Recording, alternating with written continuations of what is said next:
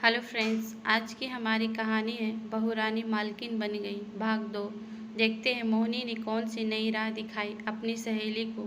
अच्छा चल, कुछ तो मैं तुझे बताती हूँ, कुछ तू अपनी दिमाग लगा कर करना। एक काम कर, तू अपना नया बैंक अकाउंट खोल, जिसके बारे में किसी को बताने की कोई ज़रूरत नहीं है। अभी तुझे जो इंक्रीमेंट मिला है उसके बारे में घर में मत बताना और उसे ही नया अकाउंट में डालना शुरू कर। घर खर्च में से जो भी पैसे बचते हैं इस अकाउंट में डाल। धीरे धीरे तेरे पास बुनियादी पैसे तो आ ही जाएंगे। अपनी ज़रूरतों के लिए किसी को गिफ्ट देने या टैक्सी भाड़े के लिए उधार मांगने की ज़रूरत नहीं पड़ेगी। मैंने तुझे एक रास्ता दिखा दिया है, देखती हूँ तू अपने लिए कितने नए रास्ते खोलती है। दोनों सहेलियाँ काफ़ी ख़त्म कर अपने अपने घर की तरफ चली गई। अपनी सहेली मोहिनी की बात सुन रागिनी के अंदर आत्मविश्वास जाग उठा। उसने बिल्कुल वही किया, अपने नए अकाउंट में कुछ बचत करना शुरू किया। मगर उसे समझ में आया इतने में कुछ नहीं होगा।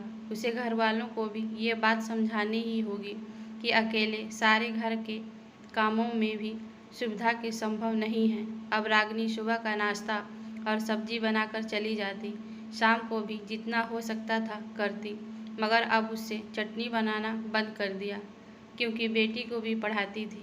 आखिर एक इंसान कितने काम करेगा। तो अब उसने हर समय से आगे बढ़कर काम करना बंद कर दिया। एक दिन घर में सब्जी नहीं थी। रागिनी ने दाल चावल आलू की सब्जी बनाकर रख दी, जिसे देख सासू माँ का मुंह बन गया। सुषमा जी गुस्से में तमतमाकर बोली, आजकल देख रही हूँ बहू, तेरे मिजाज कुछ बदले बदले हैं। सुबह भी काम छोड़कर चली जाती हो, शाम को भी आकर चटर पटर कर देती हो। खाने में भी वैरायटी नहीं है। चटनी तो जैसे 15 दिन से बनी ही नहीं है। 4 दिन से हम खुद रोटी बनाकर खा रहे हैं। महारानी, नौकरी तुम अपने लिए करती हो, घर की जिम्मेदारियों से मक्कारी नहीं मार सकती। माँ जी, सुबह मैंने आपसे कहा था घर में सब्जी नहीं है, मंगवा लीजिएगा, मगर आपने ध्यान नहीं दिया और मान लिया।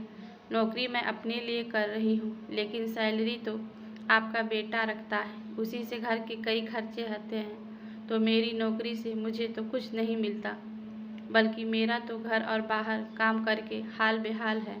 एक काम करती हूँ, मैं नौकरी ही छोड़ देती हूँ, फिर आराम से आपके लिए चटनी रोटी बनाती रहूँगी। थैला लेकर सब्जी बाजार से सब्जी लेकर आऊँगी, फिर जैसा आप बोलेंगे बनाती रहूँगी। रागिनी की बात सुनते ही वैभव बोला, तुम्हारा दिमाग खराब है, नौकरी छोड़ दोगी? कोई ज़रूरत नहीं ऐसा सोचने की, आखिर अकेले मैं सबका खर्चा नहीं संभाल सकता। तुम्हारी तनख्वाह से मुझे सहारा मिलता है। फिर माँ, जिस कार में तुम घूमती फिरती हो, जब मन करता है मंदिर जाती हो न, उस कार की EMI मैंने रागिनी के पैसों से बनवाई है। अगर तुम्हारे कहने पर रागिनी ने नौकरी छोड़ दी तो फिर समझ लेना कार भी बैंक वाले जब्त कर लेंगे। जाना पैदल घुटने तोड़ते हुए मंदिर और मोहल्ले वालों को जवाब देना, फिर मत कहना जगहसाई हो गई पूरे जगत में। माँ, दिन भर आपके पास काम ही क्या है, जाकर थोड़ी सब्जी खरीद लाया करिए। वैभव को अब रागिनी की कमाई की अहमियत दिखने लगी थी, इसलिए अपनी माँ से ये सब लोग बोल गया। उस दिन पहली बार सुषमा जी चुप रह गई। अब रागिनी बहू उन्हें सोने का अंडा देने वाली मुर्गी जो लगने लगी थी। धीरे धीरे घर के हालत बदले। सुषमा जी ने खुद रागिनी को पैसे देते हुए कहा, बहू तू मिक्सी खरीद लाओ, मुझे और तुम्हारे ससुर जी को चटनी मसाला बिना खाना अच्छा नहीं लगता। अब जब ज़रूरत है तो चीज़ लाने में कोई बुराई नहीं है। बड़े प्यार से बोली, देखिए कल जब रागिनी ऐसा चाहती थी तो सब विरोध कर रहे थे। अब उसने खाने में वैरायटी बनाने से मना कर दिया तो सबके साथ में ही हेकड़ी निकल गई। अब खुद आगे से मिक्सी लाने को बोल रही हैं। अरे रागिनी, तुम्हारी तनख्वाह इस बार कम क्यों मिली है? पूरी तनख्वाह आपकी जेब में ही आ रही है, फिर भी यह सवाल मुझसे कर रहे हैं। ठीक है, जब आप सुनना चाहते हैं तो सुनिए। ये जो वक्त बेवक्त आपकी बहनें घर आ जाती हैं, उनकी सेवा पानी करने के लिए माँ जी मुझे छुट्टी करवाती हैं और कितनी बार वक्त पर ऑफिस ना पहुँचने पर लेट पेनाल्टी लग जाती है। ये तो आपकी वजह से हो रहा है। मुझे गाड़ी नहीं दिलाते, उसी का नतीजा है। वैभव गुस्से से, तुम कुछ ज़्यादा ही नहीं बोलने लगी हो? फिर कुछ सोच शांत होते हुए बोला, आगे से घर में कोई भी मेहमान आए तो तुम्हें छुट्टी लेने की कोई ज़रूरत नहीं है। कौन सा वे 1 घंटे को आते हैं, पूरे 1 महीने घर में रुकती है। तुम रोज़ रोज़ छुट्टी लेकर क्या करोगी? और तुम्हारे लिए तो 2 व्हीलर दिलवाता हूँ ताकि तुम समय पर ऑफिस जा सको और तुम्हारी तनख्वाह न कटे। बोल कमरे में चला गया। उसकी बात सुन रागिनी मंद मंद मुस्काती है।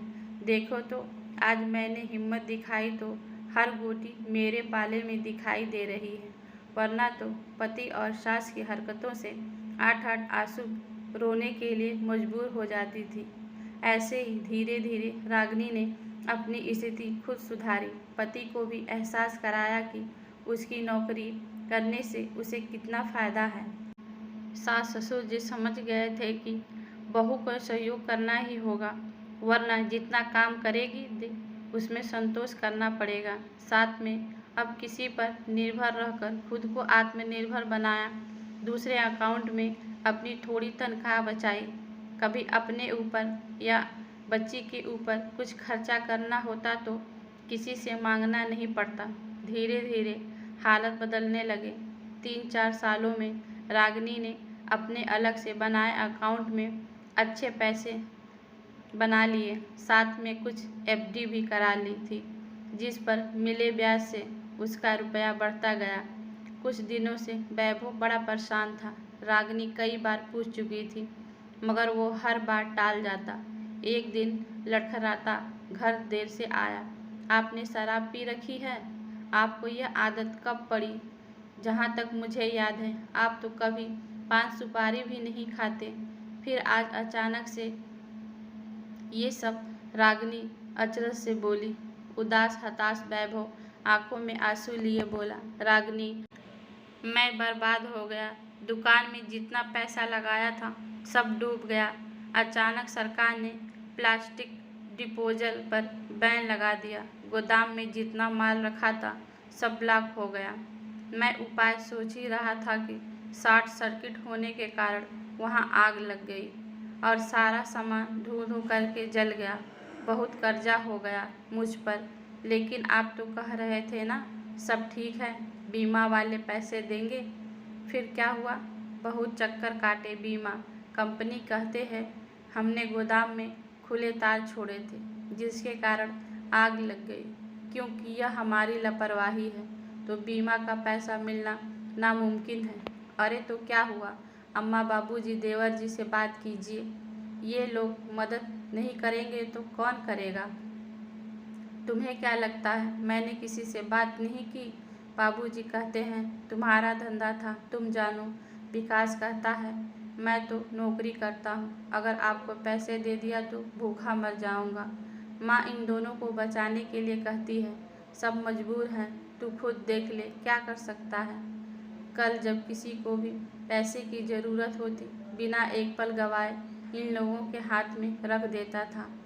आंख बंद करके भरोसा करता था अपने हैं, वक्त पर काम आएंगे। मगर जब वक्त आया तो एक एक कर कर भाग खड़े हुए। तुमने ध्यान नहीं दिया। शायद 2 महीने से दीदी अभी हमारे घर नहीं आई, क्योंकि उन्हें पता है अब उनकी फरमाइश पूरी करने के लिए हमारी औकात नहीं, इसलिए छोटे के घर पर जाती हैं। मुझे पूरी तरह से समझ में आ गया है, पैसा है तो रिश्ते नाते हैं, वरना तुम कौन हो जानते ही नहीं। पति इतने परेशान थे जिसकी से भनक भी ना थी। सच कहा आज की दुनिया में पैसा ही भगवान है। अगर आपके पास पैसा है तो लोग आपको पूछते हैं, वरना दूध में मक्खी की तरह निकाल कर फेंक देते हैं। तभी कुछ सोच रागिनी बोली, कल आप मेरे साथ बैंक चलिएगा, शायद कोई मदद कर पाऊँ। अगले दिन दोनों बैंक पहुँचे। वैभव बोला, फालतू दिमाग लगा रही हो, तुम्हारे अकाउंट का भी सारा पैसा खत्म हो चुका है, क्योंकि घर खर्च में उसका उपयोग जो करता था थोड़ी ही देर बाद कुछ राशि रागिनी ने वैभव के हाथ में रख दी और बोली, मैंने मैनेजर से बात की है, वो मुझे लोन देंगे। आशा करती हूँ इससे आपको मदद ज़रूर मिलेगी, मगर तुम्हारे पास ही पैसे कहाँ से आए? मैं तो तुम्हारे अकाउंट के सब पैसे निकाल देता हूँ। अचरज से वैभव बोला। तब रागिनी ने सारी बात बताई। वैभव को अपने आप पर बहुत शर्मिंदगी महसूस हुई। पहले तो उसने अपनी बीवी से सारी कमाई अपने घर वालों को लुटा दी जाए, दूसरा आज ज़रूरत पड़ने पर वे लोग काम आई तो वो जिसे हमेशा बाहर वाली पराई बोलकर घर के हर मामलों से दूर रखा गया। कुछ सोच वैभव ने भी ठान लिया था, जो भी गलतियां की हैं उसको मैं ही सुधार लूँगा। धीरे धीरे उन पैसों से दोबारा दुकान शुरू की। रागिनी की मदद और जोड़ तोड़ से बीमा वालों से भी पैसा मिल गया। कुल मिलाकर वैभव की स्थिति बेहतर होने लगी, जिसे देखकर दोबारा अम्मा, बाबूजी, छोटे भाई बहन सब उसको तजब्बत देने लगे। मगर अब वो अपनी सूझबूझ से ही काम लेता। कोई उधार मांगता तो सीधे मना कर देता। अपनी बीवी बच्चों की ख्वाहिशों को पूरे करने का प्रयत्न करता। अब अपने हर फैसले में रागिनी को आगे रखता। अगर माँ कहती ये पराई है, इसे अपने घर की बातें ना बता, तो सीधे कह देता। इस पराये ने उस वक्त अपनापन दिखाया जब आप लोगों ने मेरा साथ छोड़ दिया था। आज मैं इस लायक हूँ कि आप लोग मुझे यहाँ बुलाकर अपनी सीक्रेट बातें कर रहे हैं। आगे से घर में कोई भी बात होगी, रागिनी उसमें पूरी तरह शामिल होगी, वरना मुझसे सहयोग की उम्मीद आप लोग मत कीजिएगा। तभी एक दिन वैभव, मुझे प्रमोशन मिला है, जिसके चलते 4 दिन के लिए हैदराबाद जाना होगा। सोच रही हूँ मना कर दूँ। प्रमोशन लेकर टूर भी करने पड़ेंगे, फिर घर का काम और ऑफिस मुझसे संभाला नहीं जाएगा। सब बात सुन चुकी थी। साथ सुषमा जी बोली, सही निर्णय लिया बहू, कोई ज़रूरत नहीं है प्रमोशन विमोशन की। हम घर की बहू को काम करने की इजाज़त दे रहे हैं, यही बहुत है। वैसे भी तुम्हारे लिए टूर प्रोग्राम की वजह से और घर की व्यवस्थाएं बिगड़ जाएंगी। बच्ची और रसोई का कौन देखेगा? अब इस उम्र में मुझसे तो कोई उम्मीद ना करना। माँ, आपको कुछ करने की ज़रूरत है भी नहीं। रागिनी मेरी पत्नी है और मैं जो कहूँगा वही होगा। अगर आपकी ख्वाहिशों के पंख लगाकर उड़ने की इच्छा है तो वो मैं पूरी करूँगा। रागिनी, तुम अपना सामान बांधो, आराम से हैदराबाद के ट्रिप पर जाओ, यहाँ हम सब संभाल लेंगे। और रही बात प्रमोशन की, तो वो तुम्हारी मेहनत का फल है, जिससे हम अपने स्वार्थ के लिए नहीं छीन सकते। मेरी तरफ से तुम्हें आधी नहीं पूरी आज़ादी है अपने पंख फैलाने का। माना बहुत संघर्ष करना पड़ा, मगर रागिनी को देर से ही सही सारी बाधाएं पार कर हौसले के पंख लेकर खुले आसमान में उड़ने के लिए तैयार थी। फ्रेंड्स, कहानी अच्छी लगी तो चैनल को सब्सक्राइब करें, वीडियो को लाइक